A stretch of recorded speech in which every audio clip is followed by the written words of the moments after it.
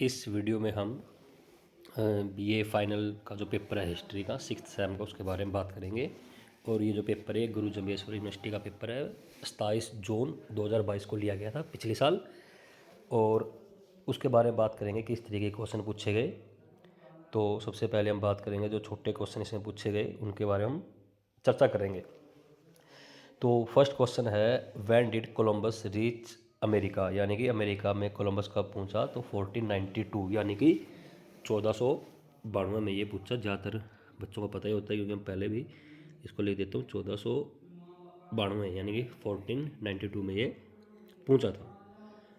उसके बाद आगे बात करें तो जो आपका सेकंड क्वेश्चन है यहाँ पर वो है, बिल ऑफ राइट्स कब पास हुआ।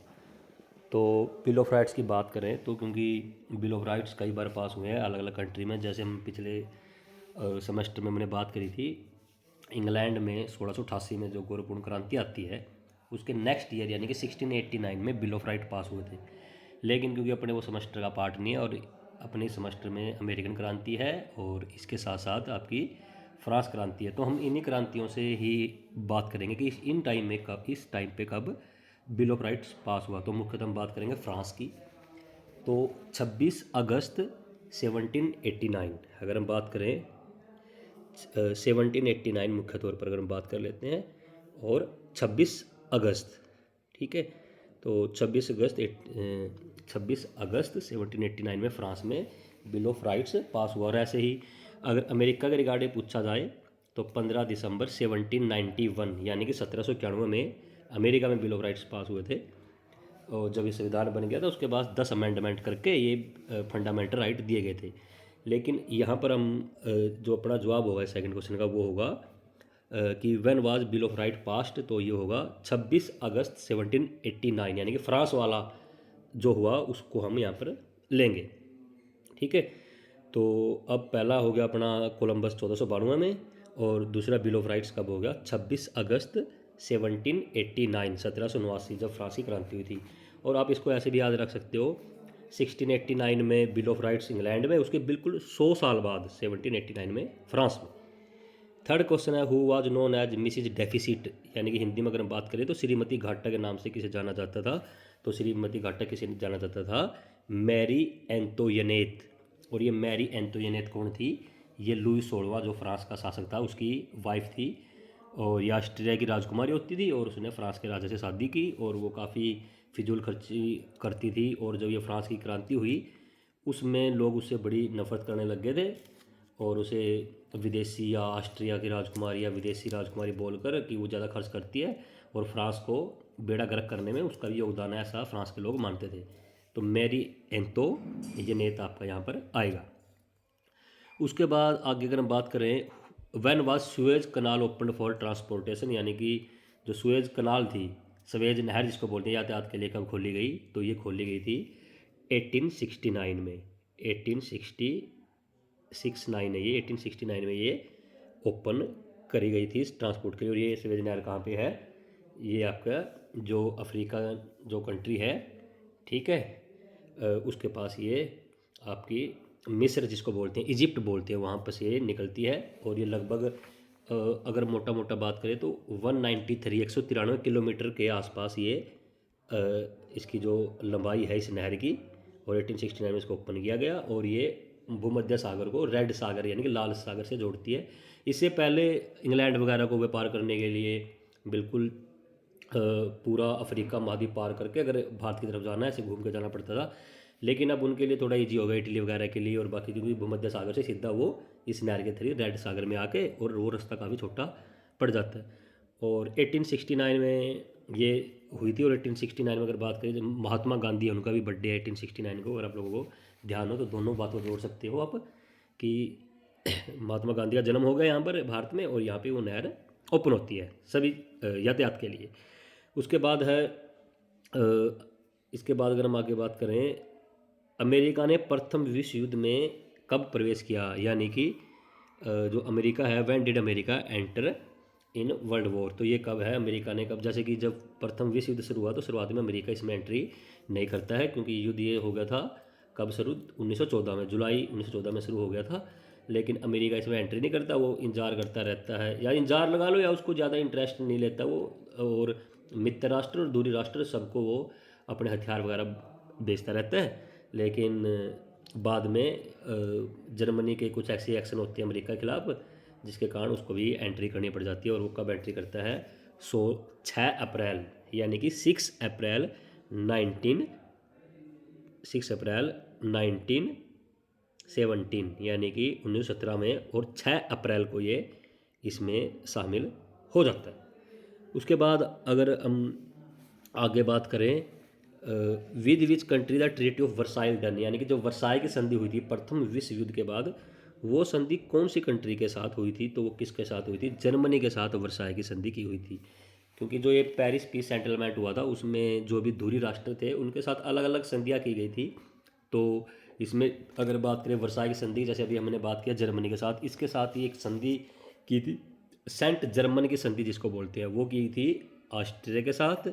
उसके बाद एक संधि की थी न्यू इली हम जिसको बोलते हैं, ठीक है, इसको ऐसे लिखा जाएगा आदि न य उ, ठीक है। उसके बाद ई ल ई न्यू इली, ठीक है। और ये संधि न्यूली है, ई है ये संधि किसके साथ की गई थी? ये संधि आपकी न्यूली की संधि की गई थी बुल्गारिया के साथ। ऐसे ट्राइनान की संधि की गई थी, वो की गई थी हंगरी के साथ। और सेवर्स की संधि की गई थी तुर्की के साथ। यानी कि टोटल 5 संधि 5 धुरी राष्ट्र कंट्री के साथ की गई थी। लेकिन अपने यहाँ वर्साय पूछा है तो इसका आंसर होगा जर्मनी। तो बाकी भी आपको ध्यान रखना है, क्योंकि वर्साय पूछा गया, अगली बार क्या पता ट्राइनोन या सेवर्स या न्यूली पूछ सकते हैं। और तुर्की के साथ सेवर्स की संधि की थी। बाद में कुछ संधि शर्तें तुर्की नहीं मानते, वहाँ पर खलीफात जो खलीफा होता है उसका पद खत्म कर दिया जाता है मुस्तफ़ा कमाल पाशा के द्वारा। और फिर बाद में एक अलग से संधि करनी पड़ती है तुर्की के साथ, जिसको लुसान की संधि बोलते हैं 1923 में, जुलाई 1923 में अलग से, यानी कि 2 संधियाँ होती हैं यहाँ पर तुर्की के साथ। तो उसके बाद अगर हम आगे इसमें बात करें, मजदूर दिवस कब मनाया जाता है? तो ये बहुत ही इजी क्वेश्चन है। तो अगर हम बात करें 1 मई को मजदूर दिवस मनाया जाता है। और इसकी शुरुआत 1890 में इसकी शुरुआत की गई थी, जब विश्व स्तर पर सेकंड इंटरनेशनल, जो भी समाजवादी सोच रखने वाले थे उनकी 3 इंटरनेशनल के बारे में हम बात करते हैं। First international, second international. तो जो सेकंड इंटरनेशनल है वो 1889 में उसकी शुरुआत करी थी। और उसके बाद 1890 में ये बोला गया कि हम 1 मई को एज ए मजदूर दिवस के रूप में मनाएंगे। उसके बाद आगे है मेरा संघर्ष नामक पुस्तक की रचना किसने की? मेरा संघर्ष, और इसको जर्मनी में बोलते हैं मेन कॉम्फ और इंग्लिश में बोलते हैं माई स्ट्रगल। ये बुक हिटलर ने ये बुक लिखी थी। एक तरीके से हिटलर ने अपनी ये ऑटोबायोग्राफी लिखी थी, और उसमें ही अपने जो भी नाजी दल के बारे में और अपनी जीवनी के बारे में इसने बात की हुई है। उसके बाद what was the colour of the shirt of fascist people, यानी कि जो इटली में फांसीवादी मुसोलिनी था, जो उसके पास जो लोग होते थे, उसके जो शुभचिंतक भगत या जिसकी उसने अपनी आर्मी बना रखी थी, वो किस तरह की ड्रेस डालते थे, वो उनका कलर कैसा होता था? तो ये आपका ब्लैक, यानी कि काला रंग के कपड़े वो डालते थे। उसके बाद अंतिम क्वेश्चन 10वां क्वेश्चन है व्हेन डिड जापान सरेंडर, यानी कि जब सेकंड विश्व युद्ध हुआ उसमें जापान ने सरेंडर कब किया? तो जापान अमेरिका, पहले तो अमेरिका को जापान युद्ध में एंट्री करवा देता है पर्ल हार्बर पर अटैक करके, इस कारण से अमेरिका को एंट्री करनी पड़ती है 1941 में ही। लेकिन जापान काफ़ी आगे बढ़ता रहता है, काफ़ी एरिया जीतता रहता है, साउथ ईस्ट एशिया में काफ़ी आगे बढ़ जाता है। लेकिन बाद में 6 अगस्त 1945 और फिर 9 अगस्त 1945, इन 2 दिनों में अमेरिका क्या करता है, हिरोशिमा और नागासाकी पर बम फेंक देता है, परमाणु बम। फर्स्ट टाइम ये परमाणु बम का अटैक हमें देखने को मिलता है। तो 6 अगस्त को हिरोशिमा पर और 9 अगस्त को नागासाकी पर बम फेंक देता है। और इस बम फेंकने के बाद वहाँ की हालत ज़्यादा ख़राब हो जाती है जापान की, तो इस कारण से जल्दी ही जापान फिर सरेंडर कर देता है। तो 14 अगस्त 1945, यानी कि 9 को तो बम फेंका ही था, 9 के बाद अगर आप मोटा मोटे से आप लगाओ 5 के दिन बाद ही 14 अगस्त 1945 को वो एक युद्ध विराम की घोषणा कर देते हैं जापान की, अब हम युद्ध नहीं लड़ सकते, युद्ध विराम की घोषणा कर देते हैं। लेकिन 2 सितंबर 1945 को ऑफिशियल तौर पर वो क्या कर देते हैं, सरेंडर कर देते हैं। तो यहाँ पर आपको 2 डेट देखने को मिल सकती है कई बार, यानी कि शुरुआत में उन्होंने 14 अगस्त को बोल दिया था कि आर्म स्टिक कर दी थी, यानी कि युद्ध विराम की घोषणा कर दी थी। और डॉक्यूमेंटेड तौर पर, ऑफिशियल तौर पर 2 सितंबर 1945 को ऑफिशियली उन्होंने इस युद्ध से अपना को पीछे हटा लिया कि अब हम ये युद्ध नहीं लड़ रहे हैं, और हमने संधि एक तरीके से साइन जापान ने कर दी। तो 14 अगस्त 1945 को उन्होंने युद्ध विराम किया और 2 सितंबर 1945 को ऑफिशियली वो अपने संधि में साइन करके इस युद्ध से बाहर निकल जाते हैं। तो उसके बाद अगर हम थोड़ा यूनिट वाइज जो ऐसे टाइप क्वेश्चन उन पर भी हल्की सी नज़र मार लेते हैं किस तरीके के क्वेश्चन आए थे। तो जो सेकंड जो क्वेश्चन आपका पहली यूनिट का, इनमें से आपको 2 में से 1 करना होता है पर यूनिट, पता ही होगा सभी बच्चों को। तो अमेरिकन क्रांति के कारणों का वर्णन कीजिए कि अमेरिकी क्रांति के क्या क्या कारण रहे हैं 1776 में जो क्रांति हुई थी। और सेकंड क्वेश्चन है 1789 ईस्वी की फ्रांसीसी क्रांति के मुख्य कारणों का वर्णन कीजिए। यानी कि एक फ्रांसीसी क्रांति से क्वेश्चन आया है और अमेरिका से क्वेश्चन आया है, और दोनों क्वेश्चनों में इन्होंने क्या पूछा है, कारणों के बारे में पूछा है। उसके बाद सेकंड यूनिट की अगर बात करें तो प्रथम विश्व युद्ध के परिणामों की विवेचना कीजिए, यानी कि फर्स्ट वर्ल्ड वार था उसके क्या परिणाम निकले। और पेरिस शांति सम्मेलन यानी कि पेरिस पीस सेटलमेंट, उस पर एक निबंध लिखिए, यानी कि उसके बारे में ये विश्व युद्ध के बाद कैसे ये समझौता हुआ, ये जो हमने संधियाँ जिक्र करी थी कुछ टाइम पहले, न्यूली की संधि, वर्साई की संधि और तमाम तरह की संधियाँ कैसी हुई, किसके साथ हुई, कौन हारा कौन जीत, मतलब द्विराष्ट्र हारने के बाद क्या क्या उन पर संधियाँ शर्तें लागू की, वो इसमें आपका आएगा। थर्ड यूनिट की बात करें तो जर्मनी में नाजी दल के उत्थान के कारण बताइए कि जर्मनी में जो नाजी दल है, हिटलर वाला दल है, वो कैसे उत्थान में आवा, उसके बारे में हमें चर्चा करनी है।